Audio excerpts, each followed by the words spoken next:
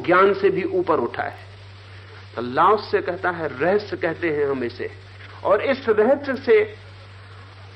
रहस्य की अगर सघनता बढ़ जाए तो वो जीवन का जो सूक्ष्म राज है, वो जो चमत्कारपूर्ण जीवन का द्वार है, वो खुलता है। सघन होगा तब जब अहंकार होगा विरल, ये प्रोपोर्शनेट होगा सदा। इसे हम ऐसा मान सकते हैं 100% अहंकार तो 0% रहस्य का भाव, 90% अहंकार तो 10% रहस्य का भाव, 10% अहंकार तो 90% रहस्य का भाव, 0% अहंकार तो 100% रहस्य का भाव। ये बिल्कुल, ये शक्ति एक ही है जो अहंकार में पड़ती है, वो वही शक्ति है जो रहस्य में पड़ेगी। इसलिए अहंकार जितना मुक्त होगा, उस शक्ति को छोड़ेगा, तो उतना वो शक्ति रहस्य में प्रवेश कर जाएगी। जीवन ऊर्जा की दो वैकल्पिक दिशाएं हैं, अस्मिता और रहस्य। मैं और तू, वो तू जो है परमात्मा, वो रहस्य है। इधर मैं मजबूत होता है तो तू क्षीण होता चला जाता है। हमारी सदी ने अकारण ही ईश्वर को इंकार नहीं किया है। हमारी सदी पृथ्वी पर सबसे ज्यादा अहंकारी सदी है, और मजा यह है कि अहंकार ज्ञान का है, होगा ही, ज्ञान का ही अहंकार होता है। हमारी सदी सबसे ज्यादा ज्ञानपूर्ण सदी है। ये उल्टी बात लगेगी, लेकिन अगर आपने मेरी पिछली पूरी बात ठीक से ख्याल में ली है तो समझ में आ जाएगी। हमारी सदी मनुष्य जाति के ज्ञात इतिहास में सर्वाधिक ज्ञानपूर्ण और परिणामतः सर्वाधिक अहंकारी और अंततः सर्वाधिक रहस्य से वंचित है।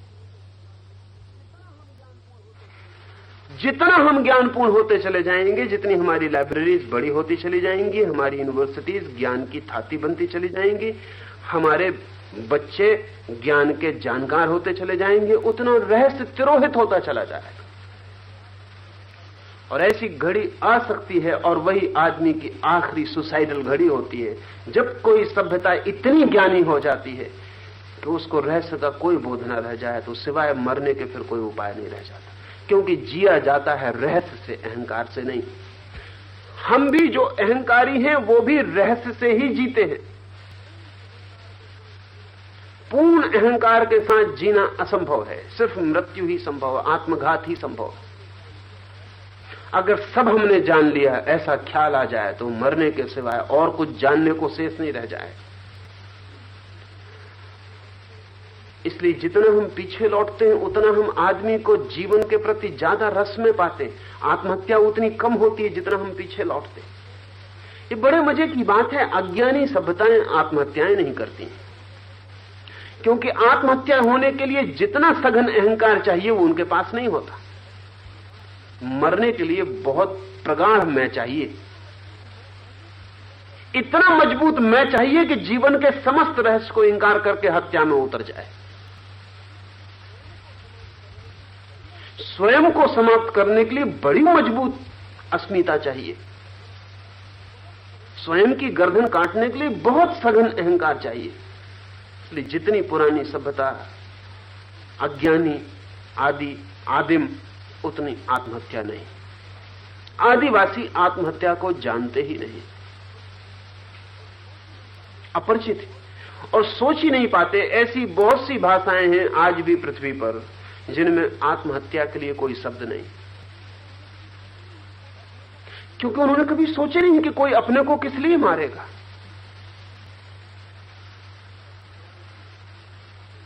पर हमारे लिए स्थिति बिल्कुल बदल गई है।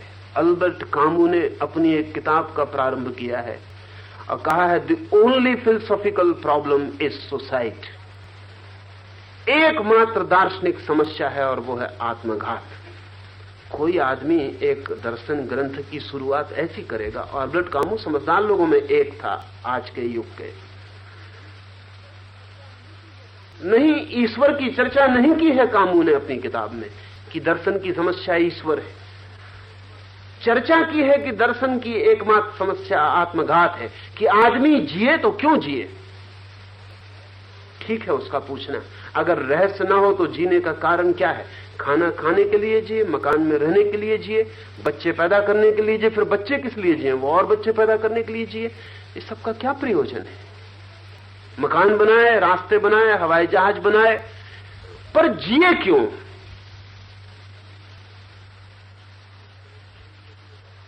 अगर आप कहें प्रेम के लिए तो आप रहस्य की दुनिया में उतरे। कामू कहेगा प्रेम कहां है? सब जगह खोजा, सिवाय काम वासना के कुछ नहीं पाया। प्रेम तो रहस्य, काम वासना तथ्य है। पकड़ने जाएंगे तो काम वासना पकड़ में आएगी, प्रेम पकड़ में नहीं आएगा। कोई कहे आनंद के लिए, आनंद तो रहस्य है। तथ्य तो तथाकथित सुख दुख है, और सब सुख के पीछे दुख छिपा है। तो कामू कहेगा किस लिए जीना है? और ठीक है, एक सुख एक बार देख लिया। नसरुद्दीन एक होटल में बैठा हुआ है, कोई आदमी उससे आके पूछता है। कोई आदमी बैठ के बातचीत करने लगा है, गांव के समाचार पूछता है, अजनबी है, परदेसी है। नसरुद्दीन उससे कहता है कि आप ताश तो नहीं खेलते हैं? अन्यथा हम ताश खेलें। वो आदमी कहता है एक बार खेल कर देखा, फिर बेकार पाया। नसरुद्दीन कहता है आप शतरंज में तो शौक नहीं रखते हैं, अन्यथा मैं शतरंज बुला लूं। वो आदमी कहता है एक दफा शतरंज भी खेली थी, नहीं कुछ सार न पाया। नसरुद्दीन कहता है फिर आपके लिए मैं क्या इंतजाम करूं?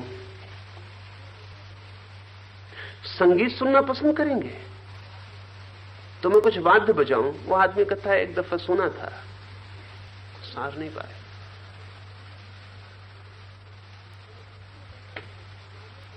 तो नसरुद्दीन कहता है हम मछली मारने के शौकीन हैं, तो चले हम, मौसम अच्छा है, बाहर मछलियां मारे। तो आदमी कहता है मैं तो ना जा सकूंगा, मेरा लड़का है, उसे ले जाएं। नसरुद्दीन उससे कहता है माफ करें, मैं सोचता हूं आपका एकमात्र लड़का। नसरुद्दीन उससे कहता है मैं सोचता हूं आपका एकमात्र लड़का होगा ही, क्योंकि एक दफा देखा होगा आपने प्रेम काम, फिर दोबारा तो।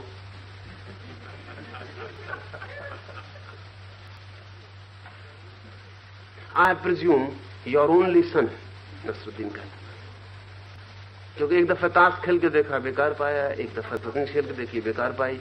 एक दफा मछली मार के देखी, बेकार पाई। तो आई प्रिज्यूम योर ओनली सन।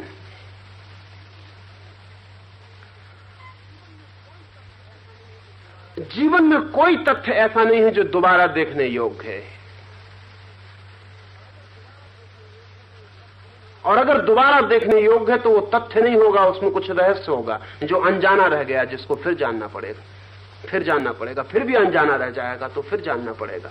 जिस चीज को हम पूरा जान लें उसे दोबारा जानने का कोई भी सवाल नहीं है। क्या सवाल है? नहीं जान पाते हैं पूरा, इसलिए दोबारा जानते हैं, तिबारा जानते हैं, 1000 बार जानते हैं, और फिर भी 1001 बार जानने की कामना जगती है, क्योंकि वो अनजानी अपरिचित रहस्य पीछे शेष रह गया। तो कामू ठीक कहता है, अगर कोई रहस्य नहीं है तो आत्महत्या एकमात्र दार्शनिक समस्या है। हमारा युग सर्वाधिक ज्ञानपूर्ण, सर्वाधिक आत्महत्याएं करने वाला, सर्वाधिक अहंकार से भरा, इसलिए हम कहते हैं कोई ईश्वर नहीं है, कोई धर्म नहीं है, कोई रहस्य नहीं है। अल्लाह से कहता है जो विरल करेगा अस्मिता को, सघन करेगा रहस्य को, उसके लिए जीवन के सूक्ष्म और चमत्कारी, ये सूक्ष्म और चमत्कारी दो शब्द ख्याल में ले लेने चाहिए। एक, सूक्ष्म से हम जो मतलब लेते हैं साधारणता, वो लाओस से जैसे लोग नहीं लेते। सूक्ष्म से हमारा मतलब होता है कम स्थूल। हम कहते हैं दीवार स्थूल है, वायु सूक्ष्म है, लेकिन वायु भी स्थूल है, सूक्ष्म नहीं। कम स्थूल है।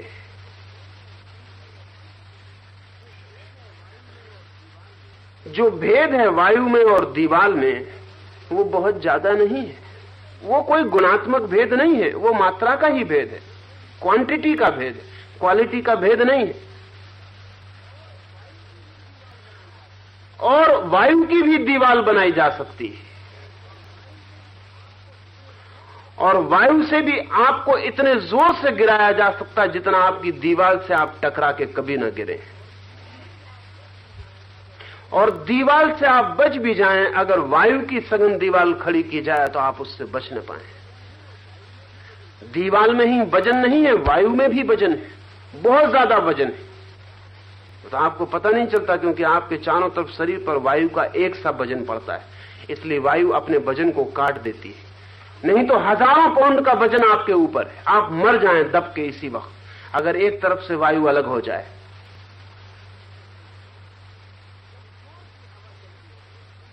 जब जोर की हवा चलती है तो आप शायद आगे को गिर पड़ने को होते हैं, तो आप सोचते होंगे पीछे की हवा धक्का दे रही, इसलिए तो आप गलत सोचते हैं।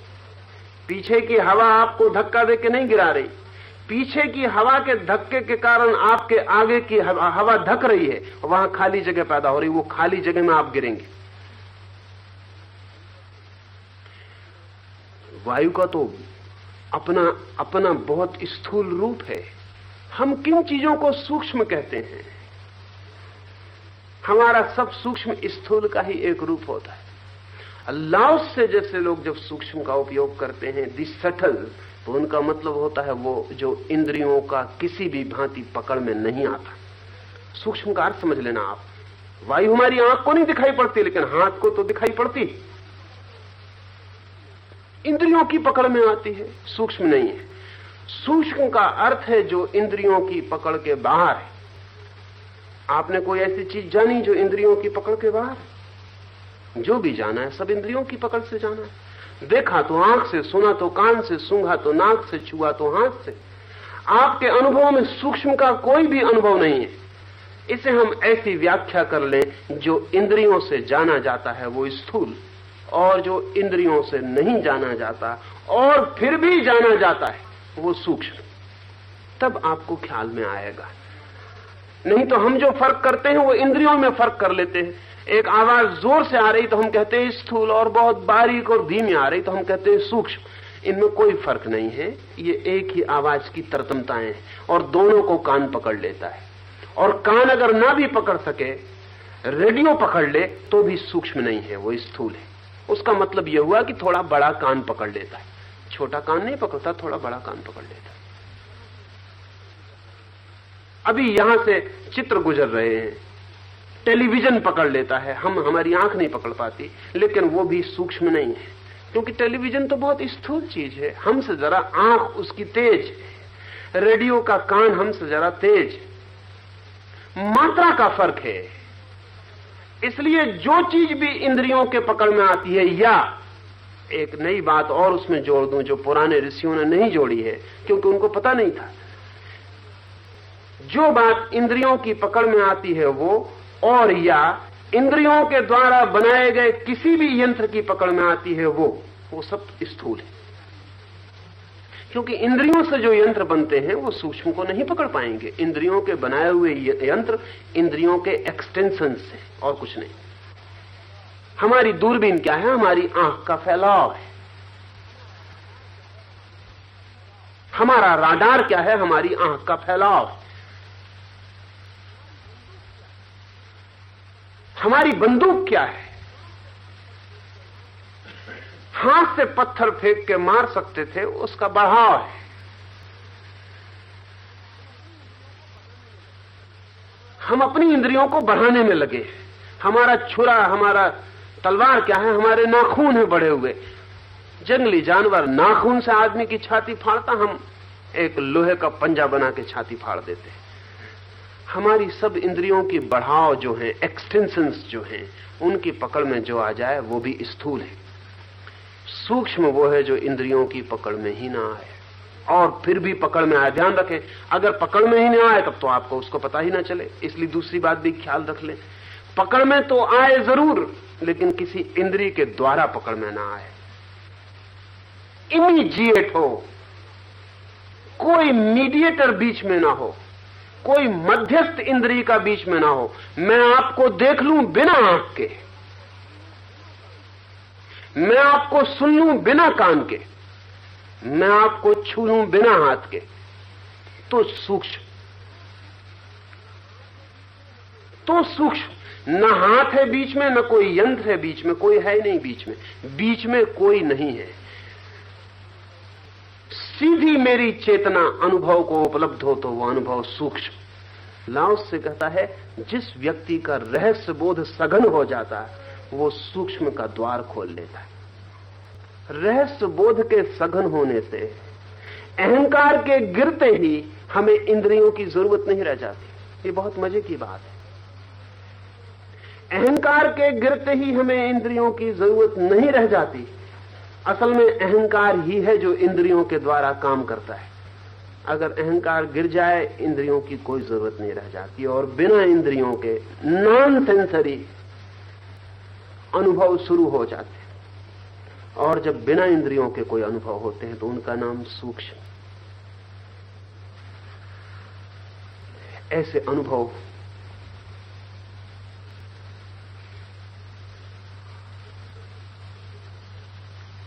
कभी कभी आपको भी झलक जाते हैं। कभी कभी किसी क्षण में, किसी अवसर पर, किसी स्थिति में आपका अहंकार विरल होता है, तो ऐसे अनुभव आपको झलक जाते हैं।